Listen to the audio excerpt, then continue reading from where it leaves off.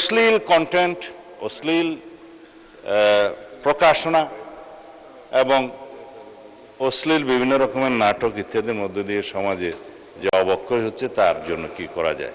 IT মন্ত্রণালয় থেকে cyber আইনে কিছু পরিবর্তন আনতে চাচ্ছি, যেটা গতকালকে বা তার আগের দিনে এখানে আমি সংসদে বলেছিলাম। ধর্ম মন্ত্রণালয়ের একটা ব্যাপক বিস্তৃতি আছে সারা বাংলাদেশে মসজিদ ভিত্তিক কার্যক্রম, মক্তব ভিত্তিক কার্যক্রমের মধ্যে মডেল মসজিদ এবং ইসলামিক সাংস্কৃতিক কেন্দ্র যে নির্মাণ করা হয়েছে, এখানেও ইসলামিক সাংস্কৃতিক কেন্দ্রের কিছু কর্মপরিধি আছে। ইসলামী মূল্যবোধের চর্চা এবং সংস্কৃতির প্রধান কেন্দ্র হিসেবে এটা প্রত্যেক উপজেলায় কাজ করছে। আর নৈতিকতা এবং ধর্মীয় মূল্যবোধ উন্নয়নে মসজিদ ভিত্তিক শিশু গণশিক্ষা কার্যক্রমও একটা প্রকল্প আছে। আর অন্যান্য বিষয়গুলোতে যেমন ইমাম মুয়াজ্জিমদেরকে আমরা বিভিন্ন সময় রাষ্ট্রের পক্ষ থেকে উৎসাহ দিয়ে থাকি, পরামর্শ দিয়ে থাকি, সামাজিক অনাচার এবং ইসলামী মূল্যবোধে এবং বিভিন্ন ধর্মাবলম্বীদের ধর্মীয় মূল্যবোধে যাতে সমাজ পরিচালিত হয় সেই জন্য তাদের নীতি নৈতিকতা চর্চা, বচন এবং প্রিয়েচিং যেটা বলে আলোচনা ইত্যাদি করার তাদের একটা সামাজিক দায়বদ্ধতা আছে।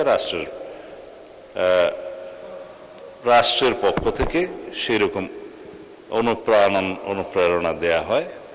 তারা নিজের পক্ষ থেকেও নিজেদের সামাজিক মূল্যবোধ এবং ধর্মীয় মূল্যবোধ থেকে এবং তাদের নিজস্ব কর্তব্যবোধের কারণে তারা সেই কাজটা করে থাকে। মাননীয় সদস্য যেটা বললেন যে অশ্লীল কন্টেন্ট, অশ্লীল প্রকাশনা এবং অশ্লীল বিভিন্ন রকমের নাটক ইত্যাদির মধ্য দিয়ে সমাজে যে অবক্ষয় হচ্ছে তার জন্য কি করা যায়। এই জন্য মাননীয় স্পিকার, বিশেষত আমাদের সমাজে বর্তমানে যে সোশ্যাল মিডিয়ার সামাজিক যোগাযোগ মাধ্যমে যে সমস্ত প্রচারণা হচ্ছে এইটার ভলিউমটা সবচেয়ে বেশি, বরং প্রিন্টেড ভলিউমটা ইদানিং কম।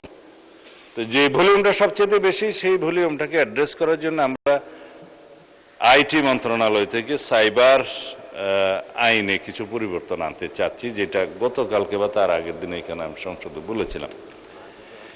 সেই আইনটা আমরা এভাবে আনবো যাতে আমাদের সামাজিক নিরাপত্তা থাকে, সোশ্যাল হারমোনি বজায় থাকে, রিলিজিয়াস হারমোনি বজায় থাকে, সমাজের মধ্যে ব্যালেন্স থাকে, ভারসাম্যহীনতা যাতে নষ্ট না হয়, আমাদের যুব সমাজকে আমরা যাতে সঠিকভাবে পরিচালিত করতে পারি এবং ভবিষ্যৎ প্রজন্মকে যাতে আমরা রক্ষা করতে পারি, নীতি নৈতিকতা এবং আদর্শ ধর্মীয় মূল্যবোধে তারা পরিচালিত হতে পারে। সেই জন্য আইনি সুরক্ষা হচ্ছে সেটা, কিন্তু আমাদের সবাইকে সমাজে ভূমিকা রাখতে হবে এবং আমাদের সেই দায়বদ্ধতা, সেই সামাজিক দায়বদ্ধতা এবং নৈতিকতার দায়বদ্ধতা আমাদের পালন করতে হবে। এভাবেই সম্ভব মাননীয় স্পিকার সবকিছু প্রতিরোধ করা। ধন্যবাদ।